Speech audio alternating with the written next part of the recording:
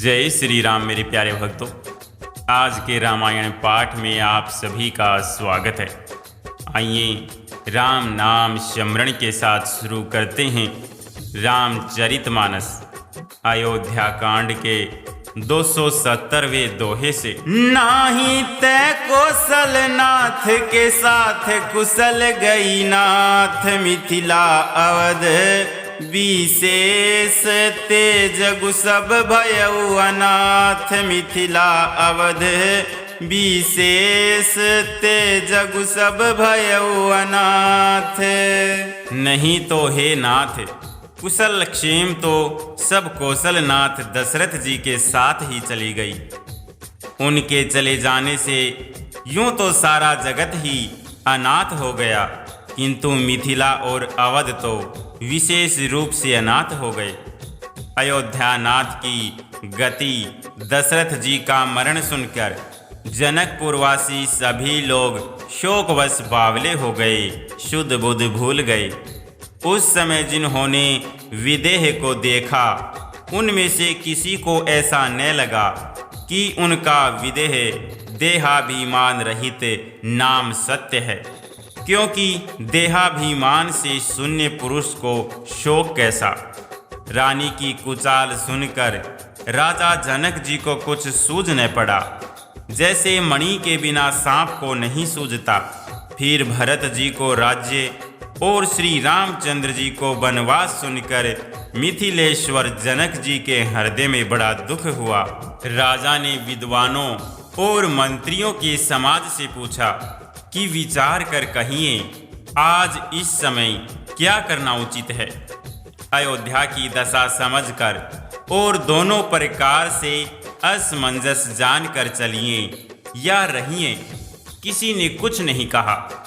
जब किसी ने कोई सम्मति नहीं दी तब राजा ने धीरज धर हृदय में विचार 4 चतुर गुप्तचर जासूस अयोध्या को भेजे और उनसे कह दिया कि तुम लोग श्री राम जी के प्रति भरत जी के सद्भाव, अच्छे भाव, प्रेम या दुर्भाव, बुरा भाव, विरोध का यथार्थ पता लगाकर जल्दी लौट आना। किसी को तुम्हारा पता न लगने पावे। गए अवध चर भरत गति बुझी देखी कर तोती चले चित्रकूट ही भरतु चार चले तेरे होती। गुप्तचर अवध को गए और भरत जी का ढंग जानकर और उनकी करनी देखकर जैसे ही भरत जी चित्रकूट को चले वे तिरहुत मिथिला को चल दिए। गुप्त दूतों ने आकर राजा जनक जी की सभा में भरत जी की करनी का अपनी बुद्धि के अनुसार वर्णन किया। उसे सुनकर गुरु, कुटुंबी, मंत्री और राजा सभी सोच और स्नेह से अत्यंत व्याकुल हो गए। फिर जनक जी ने धीरज धरकर और भरत जी की बड़ाई करके अच्छे योद्धाओं और सहानियों को बुलाया। घर, नगर और देश में रक्षकों को रखकर घोड़े, हाथी, रथ आदि बहुत सी सवारियां सजवाई। वे 2 घड़ियां मुहूर्त साध कर उसी समय चल पड़े। राजा ने रास्ते में कहीं विश्राम भी नहीं किया। आज ही सवेरे प्रयागराज में स्नान करके चले हैं। जब सब लोग यमुना जी उतरने लगे तब हे नाथ हमें खबर लेने को भेजा। उन्होंने दूतों ने ऐसा कहकर पृथ्वी पर सिर नवाया।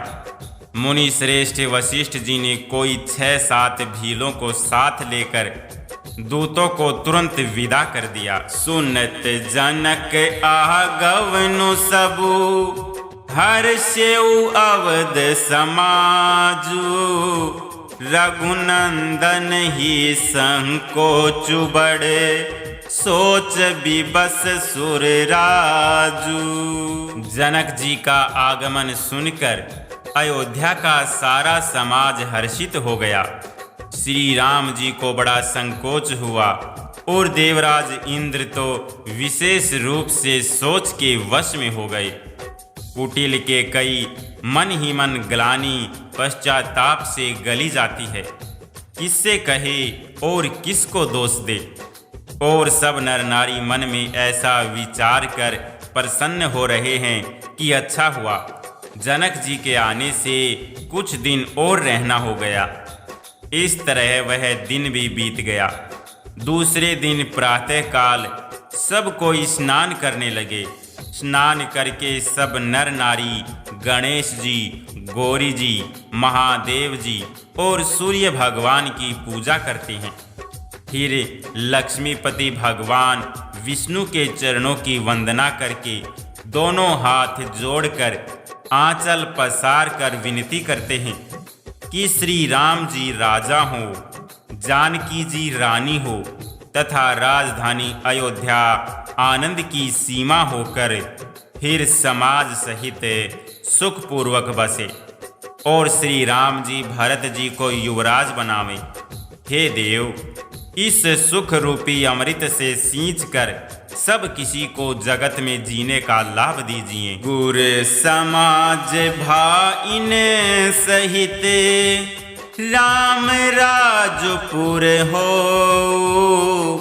अक्षत राम राजा अवध मरिये माग सबको। गुरु समाज और भाइयों समेत श्री राम जी का राज्य अवधपुरी में हो और श्री राम जी के राजा रहते ही हम लोग अयोध्या में मरे। सब कोई यही मांगते हैं। अयोध्यावासियों की प्रेममयी वाणी सुनकर ज्ञानी मुनि भी अपने योग और वैराग्य की निंदा करते हैं। अवधवासी इस प्रकार नित्य कर्म करके श्री राम जी को पुलकित शरीर हो प्रणाम करते हैं।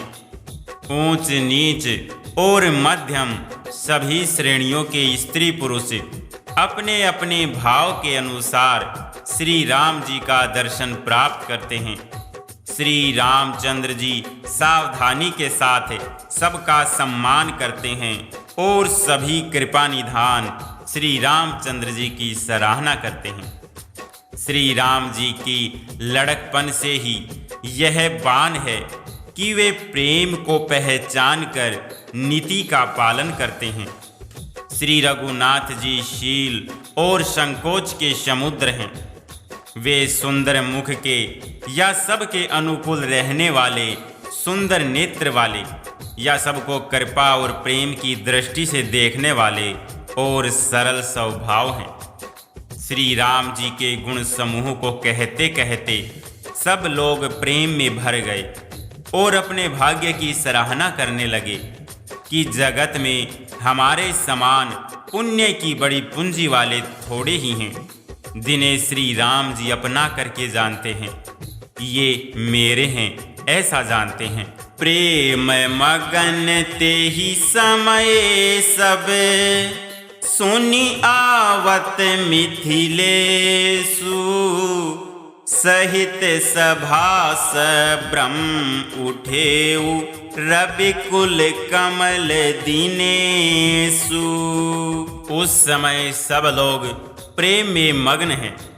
इतने में ही मिथिलापति जनक जी को आते हुए सुनकर सूर्य कुल रूपी कमल के सूर्य श्री रामचंद्र जी सभा सहित आदर पूर्वक जल्दी से उठ खड़े हुए।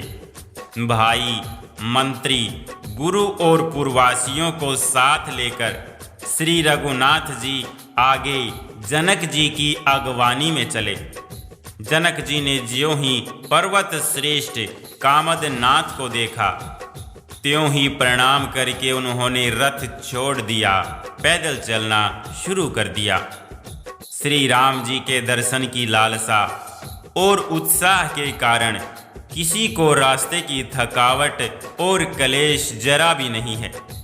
मन तो वहाँ है जहाँ श्री राम और जानकी जी हैं। बिना मन के शरीर के सुख दुख की सुध किसको हो। जनक जी इस प्रकार चले आ रहे हैं। समाज सहित उनकी बुद्धि प्रेम में मतवाली हो रही है। निकट आए देखकर सब प्रेम में भर गई और आदरपूर्वक आपस में मिलने लगे। जनक जी वशिष्ठ आदि अयोध्यावासी मुनियों के चरणों की वंदना करने लगे और श्री रामचंद्र जी ने सतानंद आदि जनकपुरवासी ऋषियों को प्रणाम किया। फिर भाइयों समेत श्री राम जी राजा जनक जी से मिलकर उन्हें समाज सहित अपने आश्रम को लिवा चले। आश्रम सागर शांत रस पूरन पावन पाथो सेन मनहु करुणा सरित लिए जाहि रघुनाथो। श्री राम जी का आश्रम शांत रस रूपी पवित्र जल से परिपूर्ण समुद्र है। जनक जी की सेना समाज मानो करुण रस की नदी है, जिसे श्री रघुनाथ जी उस आश्रम रूपी शांत रस के समुद्र में मिलाने के लिए जा रहे हैं। यह करुणा की नदी इतनी बड़ी हुई है कि ज्ञान वैराग्य रूपी किनारों को डुबाती जाती है। शोक भरे वचन नद और नाले हैं जो इस नदी में मिलते हैं, और सोच की लंबी सांसें आहें ही वायु के झरोखों से उठाने वाली तरंगे हैं, जो धैर्य रूपी किनारों के उत्तम वृक्ष को तोड़ रही है। भयानक विषाद ही उस नदी की तेज धारा है। भय और भरम उसके असंख्य भंवर और चक्र हैं। विद्वान मल्लाह हैं, विद्या की बड़ी नाव है, परंतु वे उसे खे नहीं सकते, उस विद्या का उपयोग नहीं कर सकते हैं। किसी को उसकी अटकल ही नहीं आती है। वन में विचरने वाले बेचारे कोल की रात ही यात्री हैं, जो उस नदी को देखकर हृदय में हार कर थक गए हैं। यह करुणा नदी जब आश्रम समुद्र में जाकर मिली तो मानो वह समुद्र अकुला उठा, खोल उठा। दोनों राज समाज शोक से व्याकुल हो गए। किसी को न ज्ञान रहा, न धीरज और न लाज ही रही। राजा दशरथ जी के रूप, गुण और शील की सराहना करते हुए सब रो रहे हैं और शोक समुद्र में डुबकी लगा रहे हैं। अवगाही शोक समुद्र सोचहि नारी नर व्याकुल महा दे दोष सकल सरोस बोलहि बाम विधि किन हो कहा। सुर सिद्ध तापस जोगी जन मुनि देखी दशा विदेह की तुलसी न समरथु को जो तरी सके सरित स्नेह की। शोक समुद्र में डुबकी लगाते हुए सभी स्त्री पुरुष महान व्याकुल होकर सोच कर रहे हैं। वे सब विधाता को दोष देते हुए क्रोध युक्त होकर कह रहे हैं कि प्रतिकूल विधाता ने यह क्या किया। तुलसीदास जी कहते हैं कि देवता, सिद्ध, तपस्वी, योगी और मुनि गणों में कोई भी समर्थ नहीं है जो उस समय जनक राज की दशा देखकर प्रेम की नदी को पार कर सके, प्रेम में मग्न हुए बिना रह सके। जह तह लोगन मुनि बरन किए अमित उपदेश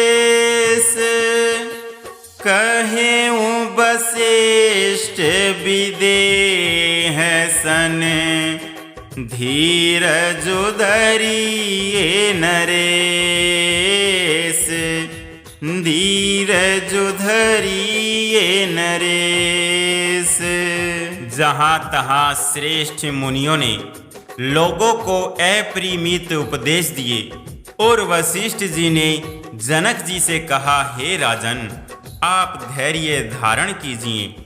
जिन राजा जनक का ज्ञान रूपी सूर्य भाव आवागमन रूपी रात्रि का नाश कर देता है और जिनकी वचन रूपी किरणें मुनि रूपी कमलों को खिला देती हैं, आनंदित करती हैं, क्या मोह और ममता उनके निकट भी आ सकते हैं? यह तो श्री सीताराम जी के प्रेम की महिमा है। अर्थात राजा जनक की यह दशा श्री सीताराम जी के अलौकिक प्रेम के कारण हुई, लौकिक मोह ममता के कारण नहीं। जो लौकिक मोह ममता को पार कर चुके हैं, उन पर भी श्री सीताराम जी का प्रेम अपना प्रभाव दिखाए बिना नहीं रहता। विषय साधक और ज्ञानवान सिद्ध पुरुष, जगत में ये 3 प्रकार के जीव वेदों ने बताए हैं। इन तीनों में जिसका चित्त श्री राम जी के स्नेह से सराबोर रहता है, साधुओं की सभा में उसी का बड़ा आदर होता है। श्री राम जी के प्रेम के बिना ज्ञान शोभा नहीं देता। जैसे कर्णधार के बिना जहाज, वशिष्ठ जी ने विदेहराज जनक जी को बहुत प्रकार से समझाया। तदंतर सब लोगों ने श्री राम जी के घाट पर स्नान किया। स्त्री पुरुष सब शोक से पूर्ण थे। वह दिन बिना ही जल के बीत गया। भोजन की बात तो दूर रही, किसी ने जल तक नहीं पिया। पशु पक्षी और हिरणों तक ने कुछ आहार नहीं किया। तब प्रियजनों एवं कुटुंबियों का तो विचार ही क्या किया जाए। दो समाज निमिराजु रघुराजु नहाने प्रात, बैठे सब बट बिटप तर, मन मलिन कृष गात। निमिराज जनक जी और रघुराज रामचंद्र जी तथा दोनों ओर के समाज ने दूसरे दिन सवेरे स्नान किया और सब बड़ के वृक्ष के नीचे जा बैठे।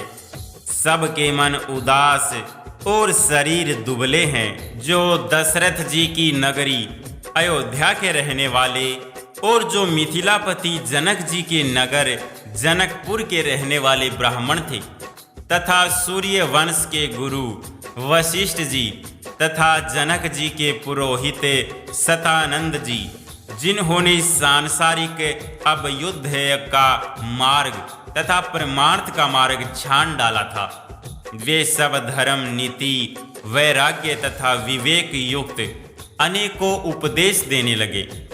विश्वामित्र जी ने पुरानी कथाएं इतिहास कह कह कर सारी सभा को सुंदर वाणी से समझाया।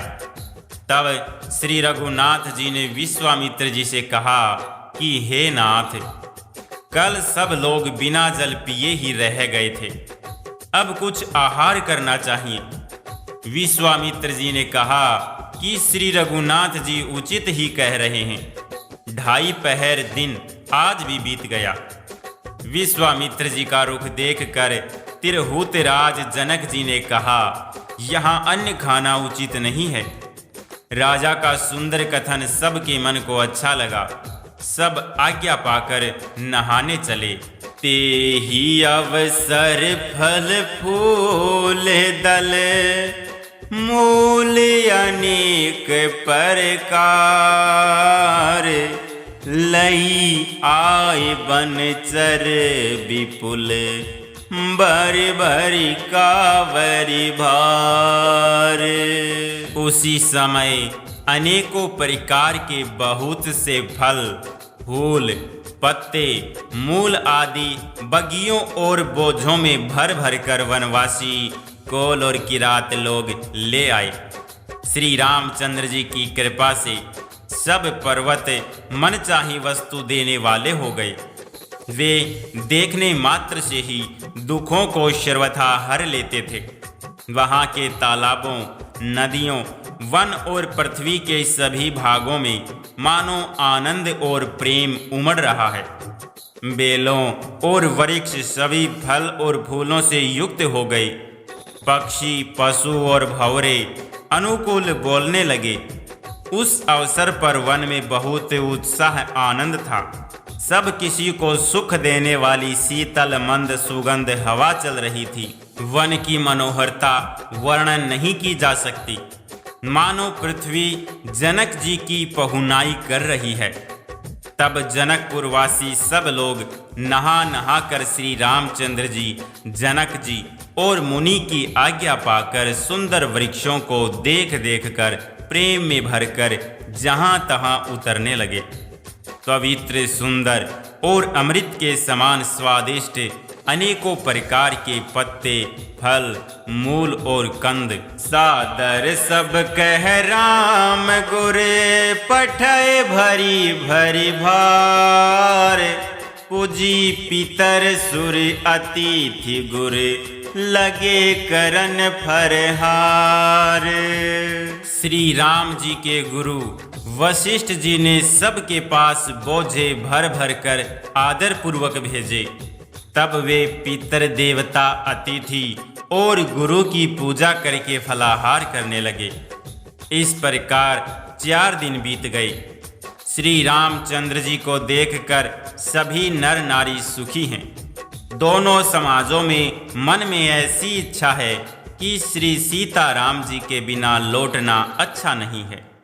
श्री सीताराम जी के साथ वन में रहना करोड़ों देवलोकों के निवास के समान सुखदायक है। श्री लक्ष्मण जी, श्री राम जी और श्री जानकी जी को छोड़कर जिसको घर अच्छा लगे, विधाता उसके विपरीत है। जब देव सबके अनुकूल हो तभी श्री राम जी के पास वन में निवास हो सकता है। मंदाकिनी जी का तीनों समय स्नान और आनंद तथा मंगलों की माला रूप श्री राम जी का दर्शन, श्री राम जी के पर्वत कामदनाथ, वन और तपस्वियों के स्थानों में घूमना और अमृत के समान कंद मूल फलों का भोजन, 14 वर्ष सुख के साथ पल के समान हो जाएंगे, बीत जाएंगे, जाते हुए जान ही न पड़ेंगे। एहि सुख जोगन लोग सब कहीं कहाँ यस बागु, सहज सुभाव समाज दुहु, राम चरण अनुरागु, राम चरण अनुरागु। सब लोग कह रहे हैं कि हम इस सुख के योग्य नहीं हैं। हमारे ऐसे भाग्य कहाँ। दोनों समाजों का श्री रामचंद्र जी के चरणों में सहज स्वभाव से ही प्रेम है। जय श्री राम मेरे प्यारे भक्तों। आज के रामायण पाठ को हम यहीं पर विश्राम करते हैं।